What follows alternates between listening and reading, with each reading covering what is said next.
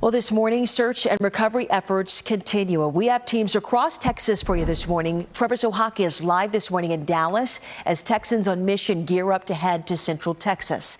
But first, Bo Evans. He's in Kirk County giving us a look at search efforts so far.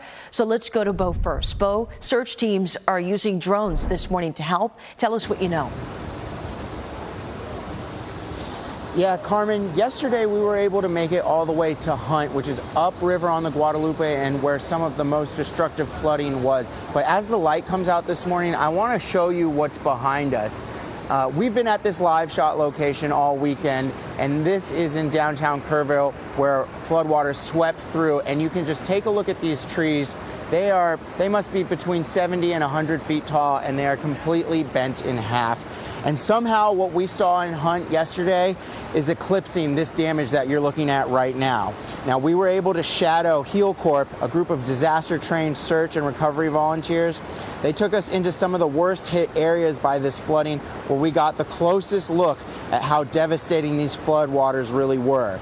Now, they are a part of the official search and rescue mission with the state and county emergency services, and they gave us an up-close look at how they use a combination of drones, search dogs, and volunteers to help emergency response teams clear piles of debris and look for survivors and victims.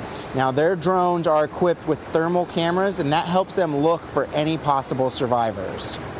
When we get hot spots where there's been sand picked up or whatever, we can guide those people into these areas like we have here. It's thick, so we have to guide them around. We can see things ahead of them, and it cuts down on time.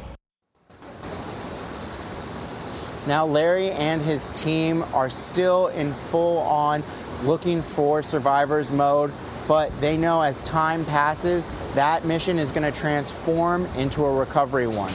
Carmen, in Kerrville, Bo Evans, CBS News, Texas. Bo, thank you so much. It's remarkable that we're able to use that technology, of course, for these efforts. Thank you. It's been a statewide effort to help those who need it most. According to the Kirk County Sheriff's Office, over 400 local, state, and national first responders from more than 20 agencies are participating in search and rescue operations. This includes more than a dozen K-9 units working around the Guadalupe River, as well as over 100 air, water, and ground vehicles have also been deployed to assist in rescue operations. That, of course, includes first responders from here in North Texas. Dallas Fire Rescue deploying its water squad to help with Texas Task Force 1. The city of Fort Worth also deploying 17 members to help with flooding across Central Texas. And that's not the only North Texas team that's helping with recovery efforts this morning. In just a few hours or so, Texans on mission will be driving down to Hill Country to help with the recovery efforts there. The local nonprofit has already been on standby all weekend long, and our Trevor Zohaki is live at their Dallas headquarters for us this morning. And Trevor, what's their plan once they get down to Kerrville this morning? Well, Carmen, you can see all of these trailers behind me. The plan is to bring some of these trailers down to that area, down to Texas Hill Country, and help out the folks there that have just been devastated by this flooding, get them back on their feet, provide a little bit of support, and hopefully some relief to the folks who desperately need it right now. And to tell us more about that, we have John Travis here. Thank you so much for waking up this morning, for being out here on your day off. I appreciate that. Now tell us, there's been so much devastation down there. What is the plan for you guys once you get down to Kerrville in that area? Absolutely. This trailer behind us will be there first, and that sets up kind of our organization, and that helps us get all the volunteers in and where they need to be and getting the help efficiently to all the people. Gotcha. This is your command center, I believe, correct? Yeah. But you also have a ton more trailers. Tell me about all of those. I believe you got showers and food and that stuff. We got feeding trailers, shower, laundry. We'll have our big generators going. We'll even have the internet trailers going to help people with that need. So we'll have flood recovery teams down there. So we have a lot of assets going that way. And specifically, what are the folks, the volunteers from Texans on Mission, what are they going to be doing once they get there? This is really hands-on with people. This is shoulder to shoulder with them. We've already had chaplains there all week, so helping people process just through the unimaginable, just heart-wrenching situation that this is, but also the people that lost their homes will be helping them clean out their homes. Yeah, so we're talking then, just tearing out drywall and providing food and stuff like that then? Absolutely. So everything in their house will help pull that out and get ready to rebuild those that can. Gotcha. John Travis, thank you so much for being with us this morning. We appreciate it. Like you said, all these trailers that you see behind me, they are going to be headed out to help the folks who so desperately need it. They're going to be heading out in just a few hours. We'll, of course, bring you continuing coverage as they continue to head out this morning. Live in Dallas, Trevor Sahaki, CBS News, Texas. It's groups like these, Trevor, that are certainly showing the heart of Texas. Trevor, thank you so much. Well, as search efforts continue this morning, we want to get to CBS News Texas reporter Karen Huai. And Karen, she's in Kerrville right now this morning. And good morning, Karen. First off, thank you for joining us. What should we expect from the search and recovery later today? Good morning, Carmen. So as you can imagine, it's certainly been this incredibly emotional time for this small, tight-knit community here.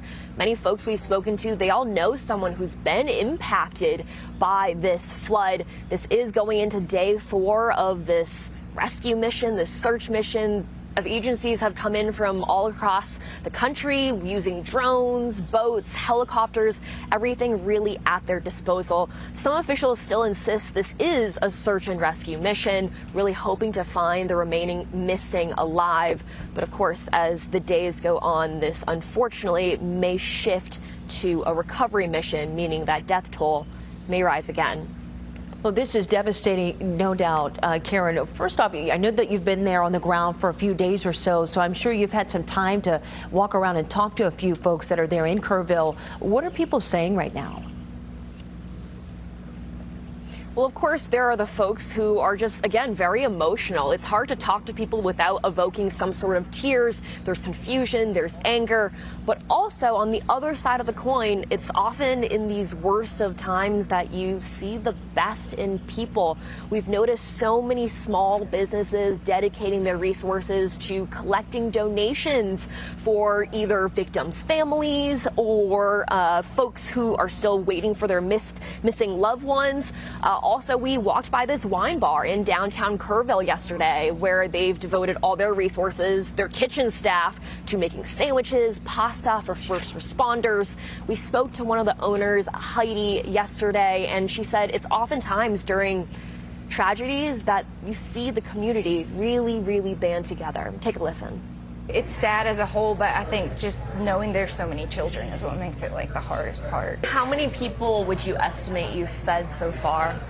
I mean, I know that first day, I think it was like 1,500 sandwiches and meals that we made. So by now we're on day 3. I don't even know. I mean, thousands. Thousands. Yes, ma'am, for sure. So definitely a lot of those small businesses continuing to put their efforts into helping not only victims' families, but also first responders.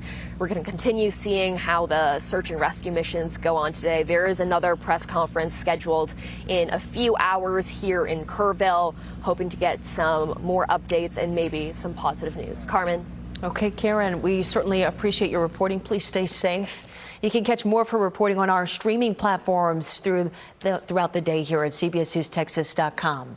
And this is still a developing story, as you just heard, with people still missing and rescue operations underway. So look for continuing coverage both on air and online at CBSNewsTexas.com.